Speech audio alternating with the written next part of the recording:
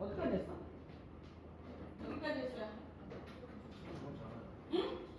아, 나너 좋다. 어디까지 했어요?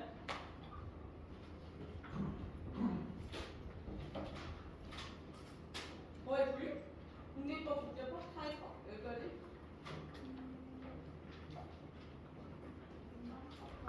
응? 뭐라고? 몇 페이지? 69? 오케이. 그리고 이제 뭐? 69페이지 아니라고? 어딘데? 그 이후로도 안 왔어? 알았어. 네, 알았어. 비슷해. 어디까지 나갔는데? 80페이지? 오케이. 아, 이거 뭐 앞에 내가 특별법은 너무 짜고 했지? 일반법 특별법 조금 설명하면 일반법은 기존에 국회에서 만들어진 법이고 특별법은 어떤 특정 사람이나 어떤 특정 사건이나 어떤 특정 지역이나 그런 것들을 중심으로 해서 예를 들어 절도죄와 관련해서 어떤 특정 사건이나 특정 지역이나 특정 사람을 대상으로 해서 한다든지 뭐 예를 들어서 뭐 성폭행을 성과 관련된 문제를 특정 지역이나 특정 사람이나 뭐 특정 주체를 대상으로 해서 뭔가 법을 만드는 쉽게 이야기하면 헌법에서 뭐 예를 들어서 강간 뭐 이렇게 사람을 추행하거나 희롱하거나 성폭행하면 안 된다고 되어 있는데 오프라인상에서 그게 이제 지역에 옮겨갔을 때 어디로 옮겨갈까요? 온라인상으로 옮겨갔을 때 어떻게 할 것인가? 그래서 특별법이 생겨요. 성폭력 특별법. 그리고 예를 들어서 대상이 특별해진 경우, 예를 들어서 예전에는 어린 아이를 추행하거나 그런 일들이 많이 일어나지 않았었는데, 만약 예를 들어서 그 어린 아이를 추행하는 경우들이 생겼다. 비일비재하게 생겼다. 그러면 아이들 대상으로 한 법이 생기고 이런 거예요. 그러니까 특정 사건이나 특정 사람이나 특정 지역이나 특정 그런 것들을 대상으로 하는 거예요. 그래서 책에서도 그런 얘기들이 나오는데 뭐라고? 일반법이랑 특별법이 있다. 일반법 국회에 통과해서 최초로 서로 만들어졌던 법 그리고 이후에 시대가 조금씩 변하면서 뭔가 특별하게 만들어야 되는 대상을 한정해서 만들어야 되는 법이 있으면 그 법에 대해서 만들면 그게 특별법이에요. 그러면 예를 들어서 특정 사건이 일어났을 때 특별법이 있으면 일반법을 적용하는 게 맞아? 특별법을 적용하는 게 맞아? 특별법을 적용하는 게 맞겠지. 그 특정 사건에 대해서 만들어진 법이니까. 그래서 특별법 우선에 맞추기 나오는 거예요. 무슨 알겠어? 특별법은 언제나 바뀔 수 있어. 그 사안이나 그 사건이나 그 시대의 흐름이 바뀌면 바뀔 수 있지. 그죠? 그러니 넘어갔어. 그리고 법의 봅시다. 실질적 표력. 봅시다. 실질적 표력.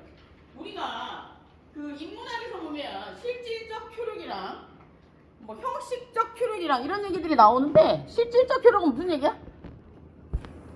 인문학과 하고 상관없어. 실질적이라는 건 뭐야? 예를 들어서 너는 실질적으로 어떤 인간?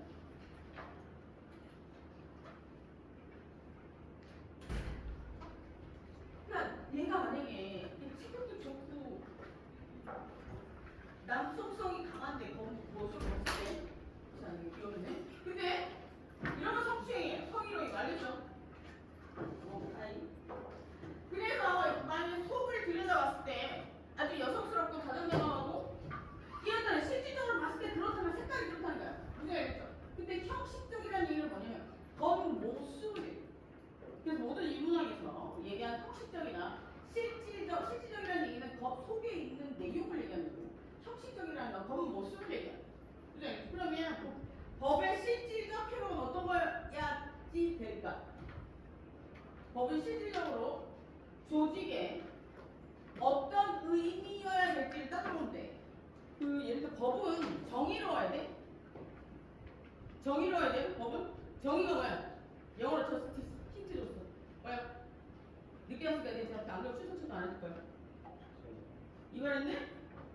법이 정의로워야 된다는 얘기 무슨 얘기야? 둘 중에 대답하는 사람만 해줄게.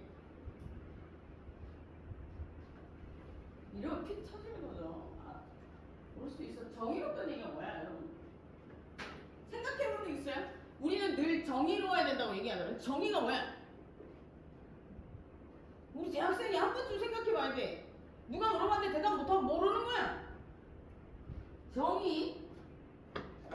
아니 사람들은 정의에 대해서 얘기하는데 법은 정의로워야 되거든. 정의로워야 된다는 얘기는 뭐냐면 사람들이 모여 살다 보니까 무슨 일이 생겼냐면 행복의 기준이 생겼어. 그지? 행복의 기준. 그러니까 모든 사람이 행복의 기준은 건 뭐야? 모든 사람은 아니겠지만 대부분의 사람이 뭐야? 만족하는 걸 행복하다, 행복의 기준이라고 해. 이 조직의 대한민국 행복의 기준은 뭐야? 모든 사람들이 똑같이 분배받는 거야? 뭐야? 어떻게 되는 거야? 어떤 게 일 한 만큼 받는 거. 뭐야? 똑같이 받는 거. 어떤 게 행복한 거야? 행복의 기준이야? 일 한 만큼 받는 게 대부분의 사람들이 만족할 만한 행복의 기준이죠. 그래서 우리는 시장경제야. 생각봐. 그러면 법은 정의로워야 된다는 얘기는 뭐냐면 모든 사람들이 만족할 만한, 대부분의 사람들이 만족할 만한 기준이어야 된다. 그게 정의야. 그럼 그걸 다른 말로 뭐라 그러면 타당하다는 얘기. 맞다. 그래 법의 타당성은 뭐야? 법은 모든 사람들에게 합리적인 기준을 제시하고 정의롭고 형평성이 있어야 돼. 이런 얘기를 하는 거야. 그래서 모든 사람들이 만족할 만한 기준이 정의롭다는 거야. 그게 우리는 다른 말로 타당성이라고 해. 타당성이라는 건 뭐야? 타당성 뭐야? 그 주변에서 뒷줄로 가지고 어느 학교에서 뭔 수업을 하면서 계속 질문했더니 뒤로 갔어. 그래서 왜 뒤로 갔냐 보니까 걔는 엄청 솔직하더라고. 자꾸 물어봐서 뒤로 갔어요. 걔가 이랬어. 니는 내 과목을 왜 들었냐? 그러니까 자기가 늦게 수강 신청을 해서 뭐 학교에서 해. 그 학교에는 온라인 수업이 좀 많았나 봐. 그러니까 이게 교양학교잖아. 온라인 수업이 많아서 온라인 수업이 꽉 차서 좋아져. 그래서 그런 얘기 하면 안 됩니다. 알겠죠? 원래 해도 돼. 솔직히 나는 해도 돼. 근데 다른 선생님들 하면 기분 나빠해. 타당성은 뭐냐면 모든 사람들이 만족할 만하다 이런 뜻이잖아. 그지? 타당성 인정할 만하다. 뭐 이런 뜻이에요. 그래서 법의 핵심이 법은 어때야 되냐면 여기 보면 안으로 들여다 봤을 때 여기서 실질적 의미라고 되어 있는데 아주 거창하게 표현돼. 법의 실질적 의미. 법은 모든 사람의 행복의 기준, 모든 사람들이 만족할 만한 기준을 제시해줘야 돼. 그게 정의고 그걸 다른 말로 하면 타당성이야. 그래서 법은 타당성이 있어야 된다라고 해서 법은 예를 들어서 공정하고 정당하고 합리적이어야 된다 이런 얘기예요. 근데 책을 읽어보면 뭔 얘기인지 몰라. 그러니까 이게 우리가 모여 살면서 이렇게 사니까 너무 행복하더래. 행복의 기준을 만들었어. 그지? 그게 법 아니야? 그 행복의 기준은 뭐야? 법은 모든 사람들이 만족할 만한 게 법의 기준이 왔니? 법의 기준이야. 이 말 좀 해야겠다. 그지? 법의 기준입니다. 아셨죠? 그래서 타당성 이해됐어요? 이게 책을 읽으면 뭔 소리인지 몰라. 대학교 3년 졸업할 때까지 타당성이 뭐냐고 물으면 아무도 대답 못할까? 그러니까 타당성은 사전을 찾아보면 공정하고 정당하고 합리적이어야 된다. 맞아. 정의로워야 된다는 얘기야. 그럼 여기서 정의롭다는 얘기는 도대체 정의롭다는 게 뭐야? 물어보면 뭐라 대답할 거야? 그 조직 내에서 정의는 뭐냐면 타당성은 뭐냐면 대부분의 사람들이 만족할 만한 것을 타당하다고 얘기해요. 알겠죠? 지금 현재 우리 이런 생각을 해야 돼. 현재 이 사회는 타당해? 현재 사회는 타당성을 실을 수 있느냐 없느냐 따져보면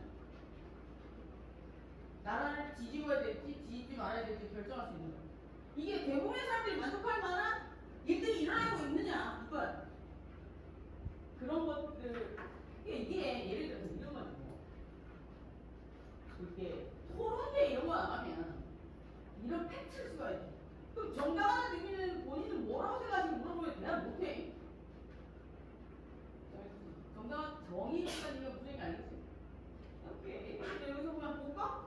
그래서 여기 보면 법의 타당성이란 행위규범의 법의 사실로서 행위규범으로서의 법의 사실로서 실현된 아니면다는 당위성 이거 알아들을 수 있겠어요? 모르겠지. 그러니까 그런 뜻이에요. 무엇을 하라고 이와 같이 넘어갑시다. 그러면 여기서 법이 타당성이 있다는 얘기는 볼까? 나치저법 맨 밑에 예를 보면 나치저법 독재로 순환을 당한 철학자 아스포스는 나치 악법에 복종한 독일 국민 전체가 전범자라고 하였다. 이건 어때? 이건 말이 돼? 전범자야? 그 당시 조직 내에서 봤을 때는 모르지. 대부분의 사람이 나치 정권에 속해 있던 사람들이라면 그 법은 타당했을 것이고 대부분의 사람들이 아니고 예를 들어 상위 몇 퍼센트만 나치 정권이고 잘 생각해야 돼. 그 악법이 다 나쁜 건 아니야. 그 조직 내에서 우리가 시대가 지나고 나서 지금 봤을 때 그게 악법인 거야. 무슨 얘기 알겠죠? 그 당시를 기준으로 생각했을 때 보면 이런 거지. 나치 정권에서 예를 들어 80%가 나치야. 그러면 대부분의 사람들이 만족할 만한 좋은 법은 아니지만 대부분 사람들이 만족할 만한 법이기 때문에 타당성이 있다고 얘기할 수 있어요. 이해됐죠? 근데 이거는 저번에도 얘기했다시피 그 악법이라고 얘기하는 건 어떻게 만들어지냐면 처음에 우리가 법이 만들어질 때는 아주 도덕적으로 만들어지는 거지. 모든 사람들이 행복하다고 생각하는 기준을 만들어서 도덕이 생기는 거야. 그 도덕을 바탕으로 해서 꼭 실현돼야 될 것들을 법으로 추린 게 법이야. 그지? 그런데 이 법을 통해서 우리가 뭘 넘겨줬대? 권리를 넘겨줘서, 그지? 그 권력 집단이 입법부에 올라가서 뭐란 거야? 법을 만들면 그 사람들이 정의롭지 못하면 그 사람들이 모든 구성원들의 행복을 추구하는 법을 만들지 못하면 이후에 만들어진 법은 어떻게 되는? 타당성이 없는 법으로 나중에 미래에 비춰질 수 있는 거야. 그지 알겠죠? 근데 그 당시를 기준으로 생각했을 때 그 조직 내의 구성원들이 몇 퍼센트 어느 정도가 만족하냐에 따라서 타당성이 있다 없다라고 얘기해야지. 무조건 타당성이 없다라고 얘기할 수 없어.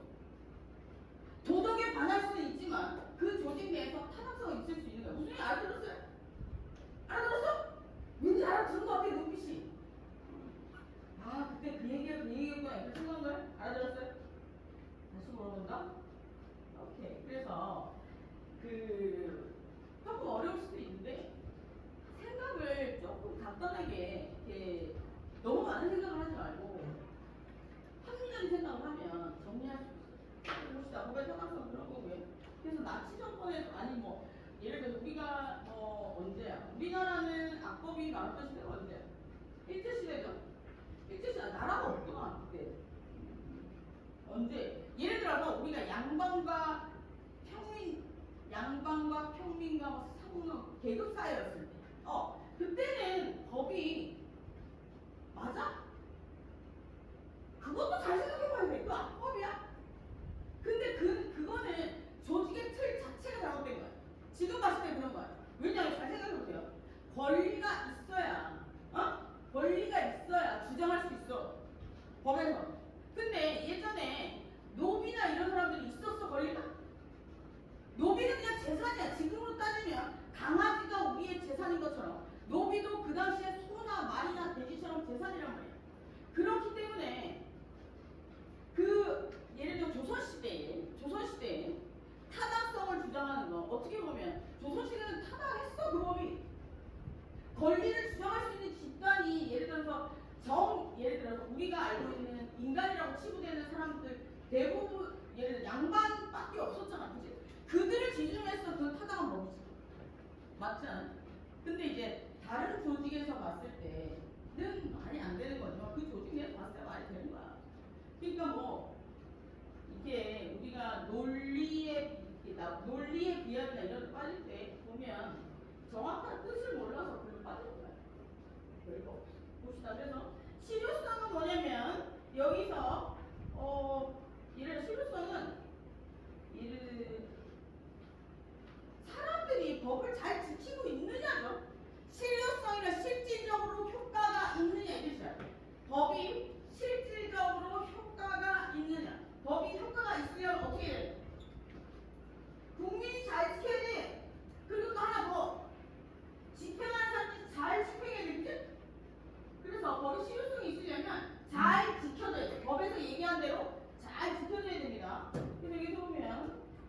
그런 얘기들이 나오고 다음으로 나오는 게 형식적 효력인데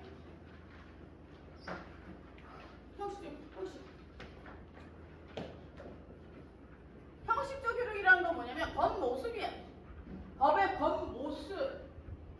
조건 어떻게 되는지 볼게요. 여기서 보면 법의 겉모습. 우리나라 성문법 국가잖아, 그치? 그러면 법이 어떻게 만들어지고 언제 적용되고 누구에게 적용되는지 생각해보면 돼. 그래서 여기 보면 첫 번째 시간과 관련해서 법은 언제 만들어져서 언제 시행되고 언제 폐지되는지를 시간적 효력이래. 우리나라 법이 언제 만들어져? 국회에서 논의를 해서 통과해야지, 그치? 그래서 국회에 올라가서 논의를 해서 통과하면 대통령에 가서 도장 찍고 그리고 어떻게 되는 거야? 국민에게 공표하고 그리고 일정 기간이 지나면 법의 효력이 발생합니다. 그게 법의 시간적 효력이야. 법이 언제 적용되느냐. 그래서 형식적 효력은 첫 번째 시간적 법이 언제 적용되느냐. 그리고 두 번째는 보면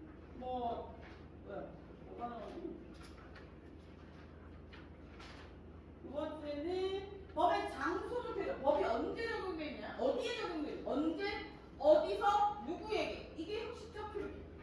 겉모습 봤을 때. 첫 번째 법은 언제냐. 시행은 만들어지고 나서 국회를 통과하고 그리고 대통령의 조정을 받고 국민에게 공표되고 나서 일정 기간이 지나고 나면 법이 효력이 발생. 적용된다면 국민에게. 그러면 이건 어때? 예를 들어서 2025년 며칠이야? 9월 25일? 25일 날 예를 들어서 적용되기로 돼 있었던 법이야. 그런데 나는 2025년 8월 25일 날 사건이 발생했어. 그러면 이렇게 돌아와서 이때는 법이 없었어. 근데 이 뒤에 법이 생겼대. 그러면 저 적용돼요? 안 된다. 그걸 우리는 불소급이라고. 법의 불소급의 원칙이 뭐냐면 소급은 돌아간다는 거고 돌아가서 적용될 수 있느냐. 그게 법률 불소급의 원칙. 이거 왜 안 되냐면 국민에게 불리하게 작용할 수 있거든. 대부분의 법이 적용될 때는 하지 말라는 것들이 많단 말이야. 그래서 법은 소급해서 적용하지 않는다. 시행은 법이 만들어지고 국민에게 적용되는 걸 얘기하는데 여기서 보면 여기 77페이지 두 번째 단락에 보면 이거 나오고 공판 나올 때 20일 경과하는 게 효력이 발생한다. 그러고 있어. 일반적인 법들은 공판 나올 때 20일이에요. 근데 되게 중요한 법이나 되게 엄격 예를 들어 국민의 기본권을 굉장히 많이 제한하는 법들은 30일. 근데 이거 의미가 없는 게 뭐냐면 요즘에는 언제 적용할지 원칙은 이건데 요즘에는 언제 적용할지를 미리 정해서 놔. 예를 들어서 이게 오늘 만들어졌는데 내년 예를 들어 2026년 9월 25일부터 적용한다라고 해서 놔, 법이. 그래서 만들어진 날짜와 그리고 적용되는 날짜가 달라. 그래서 보면 사이트 뭐지? 법률 찾아보는 사이트. 국가법령정보센터에 들어가면 법이 다 있는데 거기서 뭘 보면 법 맨 위에 적혀 있어. 이 법은 언제 만들어져서 언제 적용된다. 만약에 새로 만들어진 법이라면. 그리고 만약에 중간에 개정된 법 중에 예를 들어 형법이 1조부터 100조까지 있었어. 근데 50조에 있는 그 법을 바꿨어. 그러면 바꿨을 때 거기다가 그 법 밑에다가 적어놔. 바로 해가지고 이건 언제 바뀌었고 언제부터 적용된다. 적어놓는 거야. 그래서 시행이 언제부터 되냐면 폐지가 언제부터 되는 거야? 법이 없어졌을 때. 그럼 법은 어떻게 하면 없어지는 거예요? 법은 어떻게 하면 없어질까?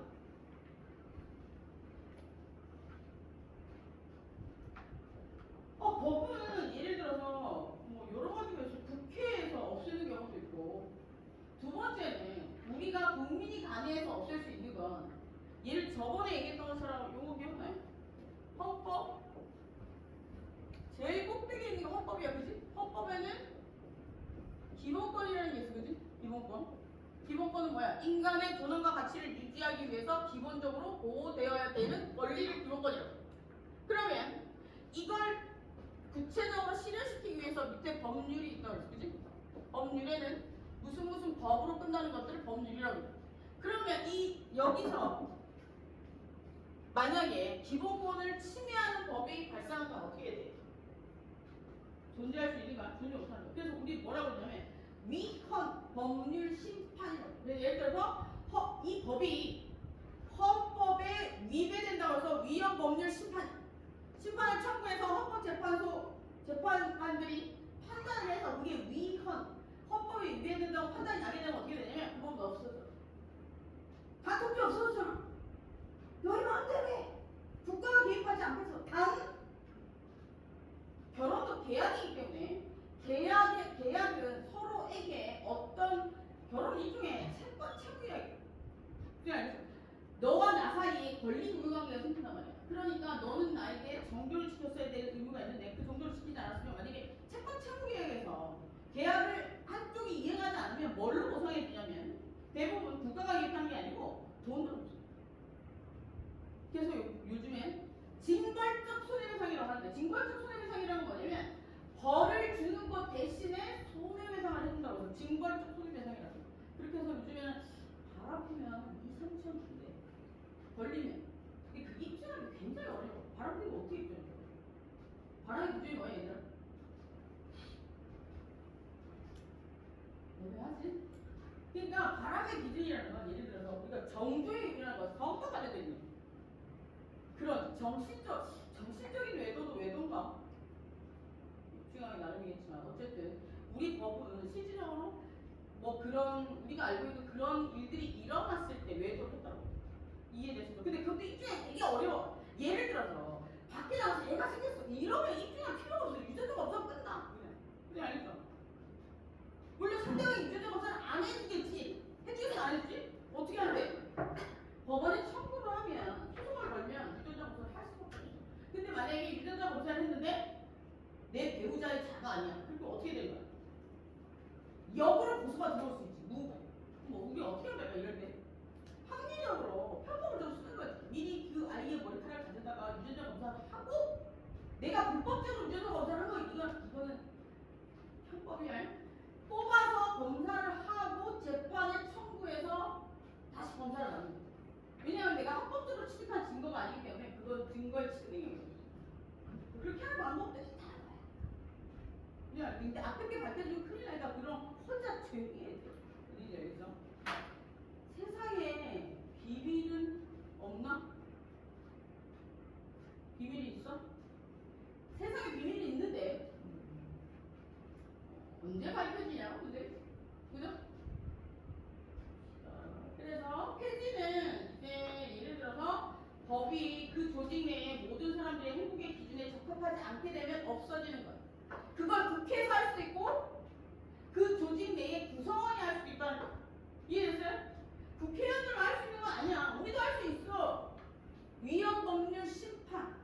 예전에 군대에 가면 가산점 줬었어요. 알고 있어요? 그거 어떤 여학생 다시 똑똑한 여학생이 군 가산점 내줬는데 기본권 침해라고 해서 소송 걸어가지고 없어진 거야. 그지? 그래서 어떻게 합니까? 공무원 입단 되면 호봉으로 넣어준다. 군대 가잖아 이제. 2년? 1년? 그러면 예를 들어 공무원이 되면 이런 게 있어. 1년에 얼마씩 돈이 올라가. 그 호봉으로 넣어줘. 1호봉, 2호봉, 3호봉 이렇게 넣어준다고. 네가 일단 공무원이 되면 넣어주겠다는 거. 근데 이것도 불공평한 게 뭐냐면 불공평하다기보다는 이게 내가 봤을 때 출산율이 떨어지는 이유와 똑같지 않을까 싶어. 여자는 아이를 줘. 그럼 커리어가 떨어진단 말이야. 그지? 어때? 어떻게 생각해? 돈이 밖에 나가 돈 버는 게 맞아? 혼자 가면 힘들 텐데? 없어. 친구들이 저런 애 별로 없어. 어떻게 생각해? 맞벌이가 맞아? 난 맞벌이가 맞다고 생각해. 어떻게 생각해? 대부분의 사람들은 맞벌이가 맞다고 생각하는데 어떻게 생각해봐. 여자 아이를 낳으면 어떻게 될까? 나 안 낳아서 모르겠는데 아이를 낳으면 대부분 엄마가 볼 수밖에 없어. 그지? 엄마가 안 보면 어떻게 되냐면 그 가정은 쪼개져. 그럼 아이는 어떻게 돼? 인격이 파탄이 나지. 그렇다고 해서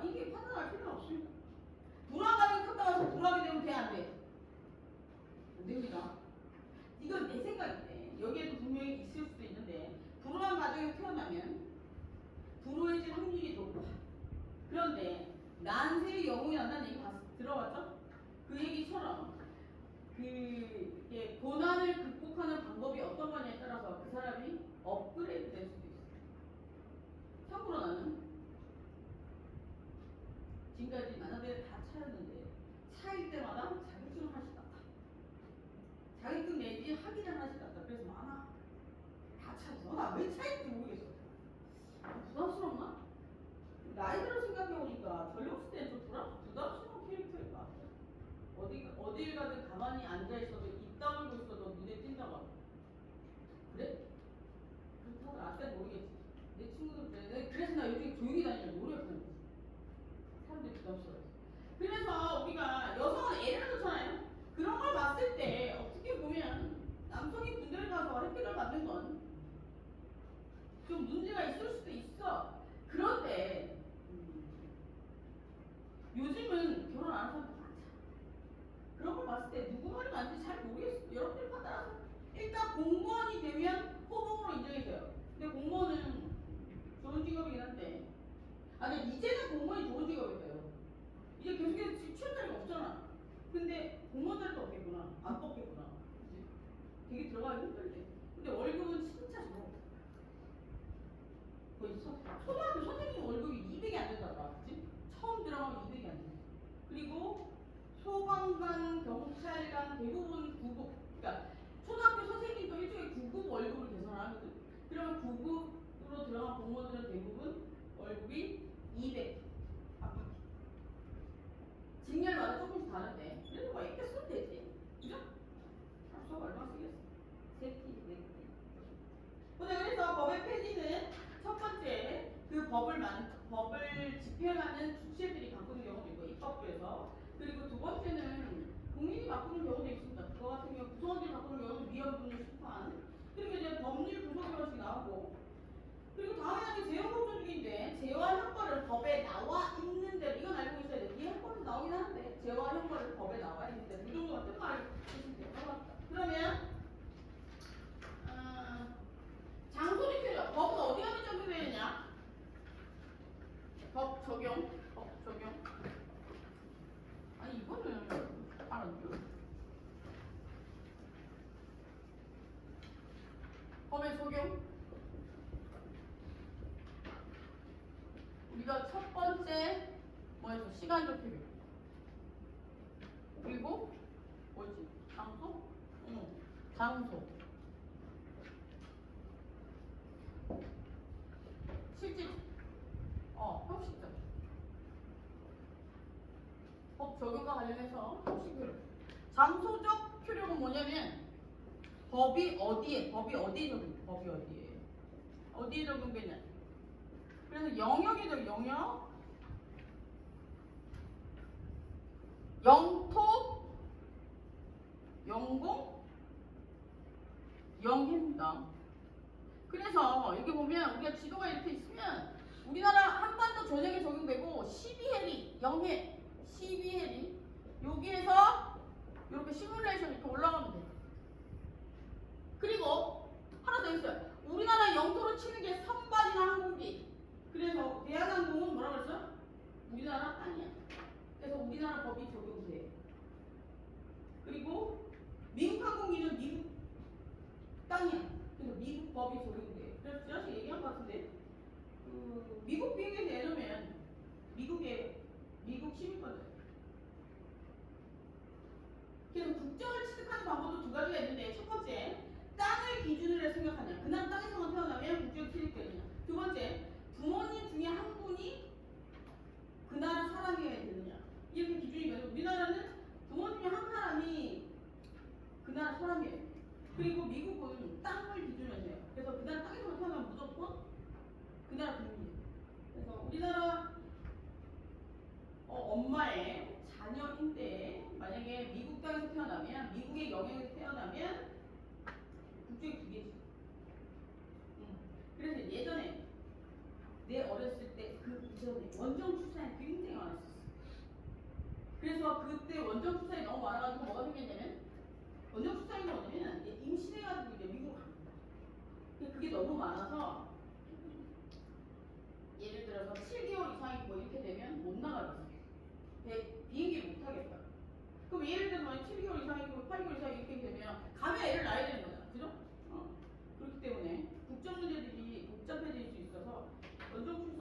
있을까? 그래서 우리나라 뭐 교육의 차원이 다르다고 생각해서 그랬던 거야. 그래서 장소적 효력은 법이 어디에 적용되느냐, 어디에 지역 범위에 적용되느냐 있고, 인적 효력은 누구에게 적용돼? 인적 효력. 세 번째, 장소적 효력이에요. 장소적 효력. 인적 효력. 인적 효력인데, 인적 효력은 누구에게 적용되느냐? 예를 들어서 대한민국 국민에게 적용돼. 그지? 그러면 대한민국 국민이 외국에 나갔으면 어떻게 돼? 적용돼? 안 돼? 네가 어학연수를 가서 캐나다라고. 그러면 우리나라 법이 적용 안 되니? 그럼 이렇게 생각해 볼게. 니네 아버지가 재산이 100억이야. 네가 캐나다에 가 있는 동안 아버지가 돌아가셨어. 그러면 우리나라 법이 적용 안 되면 너는 상속을 못 받는 게 어때? 합리적이지 않지? 그래서 그 법, 예를 들어서 그 나라 국민을 그 나라 안에 있든 밖에 있든 다 적용돼. 그럼 다른 나라도 마찬가지야. 미국에도 마찬가지야. 미국에 있든 우리나라에 있든 다 적용된다는 거야. 그럼 이걸 생각해 봤을 때 우리나라 애가 미국 가서 범죄를 저지르면 봐봐요. 미국 법도 적용되는 거. 왜? 장소적 효력에서 미국 법도 적용되는 거고, 인적 효력에서 우리나라 법도 적용되는 거야. 그래서 외교가 중요한 거야. 조약을 맺는 거라고. 형사 범죄를 저질렀을 때 어느 나라 법을 적용시키지, 먼저 적용시키지 아니면 둘 다 적용시키지, 대통령끼리 만나가지고 결정하는 거야. 대통령이 해외 순방을 가는 이유는 사진 찍으러 가는 게 아니야. 관광하러 가는 게 아니고 연설하러 가는 게 아니고 그런 것들을 하는 거야. 우리 알죠? 그래서 예를 들어 대통령 뽑거나 장관은 우리가 뽑는 게 아니지. 뭐 국회의원 뽑거나 이럴 때는 우리가 그런 것들을 잘 고려해서 밖에 나가서 통찰력이 있는 사람들을 뽑아야 된다. 얘기를 해서 잘 설득할 수 있는 사람. 그런 얘기 알죠? 그게 기준, 그게 권력이죠. 법의 테두리 내에서 벗어난 거니까. 인적이라고 그런 것도 이거 넘어갔어. 그리고 예외가 있는데, 인적 효력, 장소적 효력 예외가 있는데,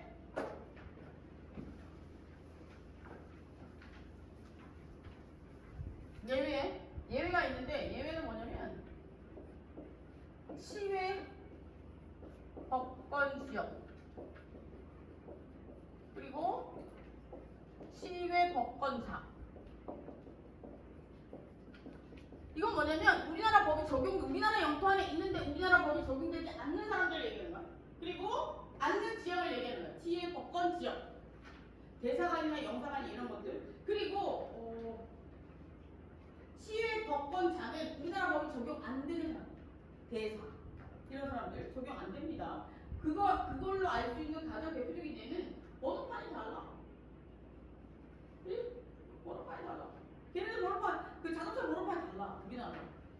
우리나라 국민들이 가지는 번호판이 다릅니다. 그래서 두 가지 정도만 알면 될 것 같아요. 여기서 보면 86페이지에 보면 속인주의 있잖아요. 속인주의가 뭐냐면 국적 취득과 관련해서 법 적용과 관련해서 사람을 중심으로 해서 결정한다고 속인주의야. 그리고 속지주의는 뭐냐? 땅을 기준으로 해서 결정한다고 해서 속지주의. 그래서 속인주의 조금 알고 있으면 몰라 되고 넘어가서 그리고 넘어가서 우리 좀 쉬었다 와서 법에 해석할까? 좀 쉬었다 합시다.